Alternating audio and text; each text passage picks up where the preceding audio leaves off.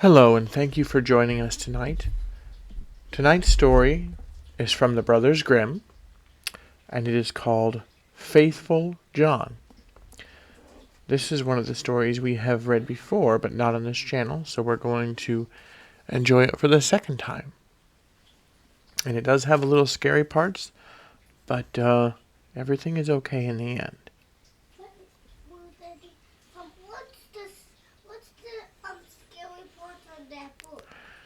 What are the scary parts in the book? We will find out as we read, won't we? Okay. I'm a little bit scared. There was once upon a time an old king who was ill, thought to himself, "I am lying on what must be my deathbed." Then said he, "Tell Faithful John to come to me." Faithful John is the name of the story. "Tell Faithful John to come to me." Faithful John was his favorite servant, and was so called because he had for his whole life long been so true to him. Therefore, when he came beside the bed, the king said to him, "Most faithful John, I feel my end approaching, and have no anxiety except about my son. He is still of tender age, and cannot always know how to guide himself. If you do not promise me to teach him everything that he ought to know, and to be his foster father, I cannot close my eyes in peace." Then answered Faithful John, "I will not forsake him, and will serve him with fidelity, even if it should cost me my life." At this the old king said, "Now I die in comfort and peace."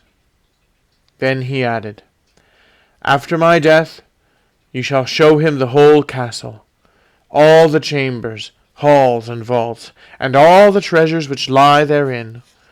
But the last chamber, in the long gallery, in which is the picture of the princess of the golden dwelling, you shall not show. If he sees that picture, he will fall violently in love with her, and will drop down in a swoon, and go through great danger for her sake. Therefore you must preserve him for that."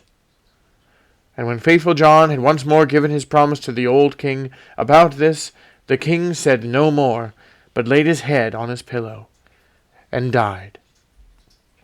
When the old king had been carried to his grave, Faithful John told the young king all that he had promised his father on his deathbed, and said, "This I will assuredly perform, and will be faithful to you as I have been faithful to him, even if it should cost me my life." When the morning was over, Faithful John said to him, "It is now time that you should see your inheritance. I will show you your father's palace." Then he took him about everywhere, up and down, and let him see all the riches, and the magnificent apartments, only there was one room which he did not open, that in which hung the dangerous picture. The picture was, however, so placed that when the door was opened you looked straight on it, and it was so admirably painted that it seemed to breathe and live, and there was nothing more charming or more beautiful in the whole world. The young king, however, plainly remarked that Faithful John always walked past this one door, and said, "Why do you never open this one for me?" "There is something within it," he replied, "which would terrify you." But the king answered, "I have seen all the palace. I will know what is in this room also." And he went and tried to break open the door by force. Then Faithful John held him back and said, "I promised your father before his death that you should not see that which is in this chamber. It might bring the greatest misfortune on you and on me." "Ah, no," replied the young king. "If I do not go in, it will be my certain destruction. I should have no rest day or night until I had seen it with my own eyes. I shall not leave the place now until you have unlocked the door." Then Faithful John saw that there was no help for it now, and with a heavy heart and many sighs, sought out the key from the great bunch.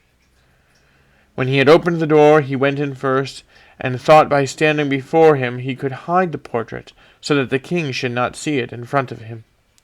But to what avail? The king stood on tiptoe and saw it over his shoulder. And when he saw the portrait of the maiden, which was so magnificent and shone with gold and precious stones, he fell fainting to the ground. Faithful John took him up, carried him to his bed, and sorrowfully thought, "The misfortune has befallen us. Lord God, what will be the end of it?" Then he strengthened him with wine until he came to himself again. The first words of the king were, "Ah, the beautiful portrait! Who is it?" "That is the princess of the golden dwelling," answered Faithful John. Then the king continued, "My love for her is so great, that if all the leaves on all the trees were tongues, they could not declare it. I will give my life to win her. You are my most faithful John. You must help me." The faithful servant considered within himself for a long time how to set about the matter, for it was difficult even to obtain a sight of the king's daughter. At length he thought of a way, and said to the king, "Everything which she has about her is of gold, tables, chairs, dishes, glasses, bowls, and household furniture. Among your treasures are 5 tons of gold. Let one of the goldsmiths of the kingdom work these up into all manner of vessels and utensils, into all kinds of birds, wild beasts, and strange animals, such as may please her, and we will go there with them and try our luck." The king ordered all the goldsmiths to be brought to him, and they had to work day and night until at last the most splendid things were prepared. When everything was stowed on board a ship, Faithful John put on all the clothing of a merchant, and the king was forced to do the same, in order to make himself quite unrecognizable. Then they sailed across the sea, and sailed on until they came to the town where the princess of the golden dwelling resided. Faithful John bade the king stay behind on the ship, and wait for him. "Perhaps I shall bring the princess with me," said he. "Therefore see that everything is in order. Have the golden vessel set out and the whole ship decorated." Then he gathered together in his apron all kinds of gold things, went on shore, and walked straight to the royal palace. When he entered the courtyard of the palace, a beautiful girl was standing there by the well, with 2 golden buckets in her hand, drawing water with them. And when she was just turning round to carry away the sparkling water, she saw that the stranger and asked who it was. So he answered, "I am a merchant," and opened his apron and let her look in. Then she cried, "Oh, what beautiful gold things!" and put her pails down and looked at the golden wares one after the other. Then said the girl, "The princess must see these. She has such great pleasure in golden things that she will buy all you have." She took him by the hand and led him upstairs, for she was a waiting maid. When the king's daughter saw the wares, she was quite delighted and said, "They are so beautifully worked that I will buy them all from you." But Faithful John said, "I am only the servant of a rich merchant. The things I have here are not to be compared with those my master has in his ship. They are the most beautiful and valuable things that have ever been made in gold." She wanted to have everything brought to her there, but he said, "There are so many of them that it would take a great many days to do that, and so many rooms would be required to exhibit them, that your house is not big enough." Then her curiosity and longing were still more excited, until at last she said, "Take me to the ship. I will go there myself and behold the treasures of your master." On this, Faithful John was quite delighted, and led her to the ship, and when the king saw her, he perceived that her beauty was even greater than the picture had represented it to be, and thought no other than that his heart would burst. Then she got into the ship, and the king led her within. Faithful John, however, remained behind with the pilot, and ordered the ship to be pushed off, saying, "Set all sails till it fly like a bird in the air." Inside, however, the king showed her the golden vessels, every one of them, and the wild beasts and the strange animals. Many hours went by while she was seeing everything, and in her delight she did not observe that the ship was sailing away. After she had looked at the last piece, she thanked the merchant and wanted to go home. But when she came to the side of the ship, she saw that it was on the deep sea far from land, and hurrying onwards with all sails set. "Ah!" she cried in alarm, "I am betrayed! I am carried away and have fallen into the power of a merchant. I would rather die." The king, however, seized her hand and said, "I am not a merchant. I am a king, and of no worse origin than you are, and if I have carried you away with subtlety, that has come to pass because of my exceeding great love for you. The first time that I looked on your portrait, I fell fainting to the ground." When the princess of the golden dwelling heard that, she was comforted, and her heart was inclined unto him, so that she willingly consented to be his wife. It so happened, however, while they were sailing onwards over the deep sea, that faithful John, who was sitting on the fore part of the vessel, making music, saw 3 ravens in the air, which came flying towards them. At this he stopped playing and listened to what they were saying to each other, for that he well understood. One cried, "Oh, where is he carrying home the princess of the golden dwelling?" "Yes," replied the second, "but he has not got her yet." Said the third, "But he has got her. She is sitting beside him in the ship." Then the first began again and cried, "What good will that do him? When they reach land, a chestnut horse will leap forward to meet him, and the prince will want to mount it, but if he does that, it will run away with him, and rise up into the air with him, and he will never see his maiden again." Said the second, "But is there no escape?" "Oh, yes, if anyone else gets on it swiftly, and takes out the pistol which must be in its holster, and shoots the horse dead with it, the young king is saved. But who knows that? And whoever does know it and tells it to him will be turned to stone from the toe to the knee." Then said the second, "I know more than that. Even if the horse is killed, the young king will still not keep his bride.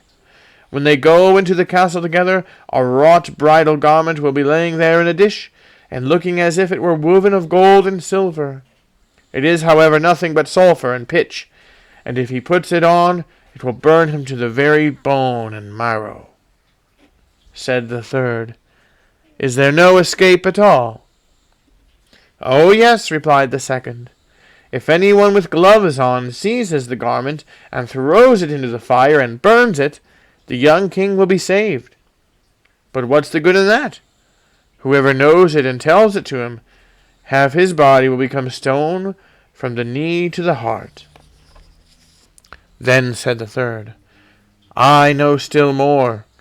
Even if the bridal garment be burnt, the young king will not have his bride. After the wedding, when the dancing begins and the young queen is dancing, she will suddenly turn pale and fall down as if dead. And if someone does not lift her up and suck 3 drops of blood from her right breast and spit them out again, she will die. But if anyone who knows that were to declare it, he would become stone from the crown of his head to the sole of his foot."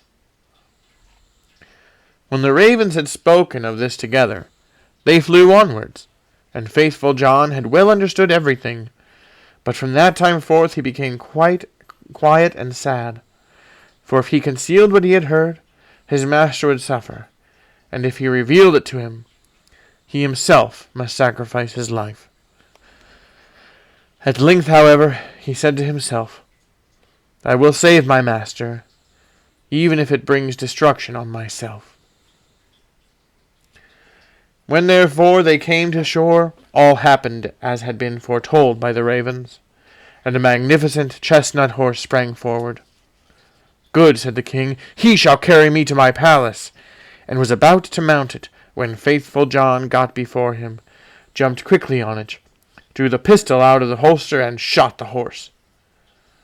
Then the other attendants of the king, who after all were not very fond of Faithful John, cried, "How shameful to kill the beautiful animal that was to have carried the king to his palace!" But the king said, "Hold your peace and leave him alone. He is my most faithful John. Who knows what good may come of his actions?" They went into the palace, and in the hall there stood a dish, and inside lay the bridal garment, looking no otherwise than as if it were made of gold and silver. The young king went towards it and was about to take hold of it, but Faithful John pushed him away, seized it with gloves on, carried it quickly to the fire, and burned it. The other attendants again began to murmur, and said, "Behold, now he is even burning the king's bridal garment." But the young king said, "Who knows what good he may have done? Leave him alone. He is my most faithful John." And now the wedding was solemnized. The dance began, and the bride also took part in it. Then Faithful John was watchful, and looked into her face. And suddenly she turned pale, and fell to the ground as if she were dead. At this he ran hastily to her, lifted her up, and bore her into a chamber. Then he laid her down and knelt, and sucked 3 drops of blood from her right breast, and spat them out. Immediately she breathed again, and recovered herself. But the young king had seen this, and being ignorant why Faithful John had done it, was angry, and cried, "Throw him into the dungeon." Next morning Faithful John was condemned and led to the gallows, and when he stood up high and was about to be executed, he said, "Everyone who has to die is permitted before his end to make one last speech. May I too claim the right?" "Yes," answered the king, "it shall be granted." Then said Faithful John, "I am unjustly condemned, and have always been true to you." And he related how he had hearkened to the conversation of the ravens when at sea, and how he had been obliged to do all these things in order to save his master. Then cried the king, "O my most faithful John, pardon, pardon, bring him down." But as Faithful John spoke the last word, he had fallen down lifeless, and become a stone. At this the king and the queen suffered great anguish, and the king said, "Ah, how ill I have requited great fidelity!" And ordered the stone figure to be taken up and placed in his bedroom beside his bed. And as often as he looked at it he wept, and said, "Ah, if I could bring you to life again, my most faithful John." Some time passed, and the queen bore twins, 2 sons, who grew fast and were her delight. Once, when the queen was at church, and the 2 children were sitting playing beside their father, the latter, full of grief, again looked at the stone figure, sighed, and said, "Ah, if I could bring you to life again, my most faithful John." Then the stone began to speak, and said, "You can bring me to life again if you will sacrifice what is dearest to you." Then cried the king, "I will give everything I have in the world for you." The stone continued, "If you will cut off the heads of your 2 children with your own hand, and sprinkle me with their blood, I shall be restored to life." The king was terrified when he heard that he himself must kill his dearest children, but he thought of Faithful John's great fidelity, and how he had died for him, drew his sword, and with his own hand cut off the children's heads. And when he had smeared the stone with their blood, life returned to it, and Faithful John stood once more safe and healthy before him. He said to the king, "Your fidelity shall not go unrewarded," and took the heads of the children, put them on again, and rubbed the wounds with their blood, at which they became whole again immediately, and jumped about, and went on playing as if nothing had happened. Then the king was full of joy, And when he saw the queen coming, he hid faithful John and the two children in a great cupboard. When she entered, he said to her, "Have you been praying in the church?" "Yes," answered she, "but I have constantly been thinking of faithful John, and what misfortune has befallen him through us." Then said he, "Dear wife, we can give him his life again, but it will cost us our two little sons whom we must sacrifice." The queen turned pale, and her heart was full of terror, but she said, "We owe it to him, for his great fidelity." Then the king rejoiced that she thought as he had thought, and went and opened the cupboard, and brought forth faithful John and the children, and said, "God be praised, he is saved, and we have our little sons again also," and told her how everything had occurred. Then they dwelt together in much happiness until their death. Faithful John by the Brothers Grimm. Thank you so much for listening. Good night, everybody.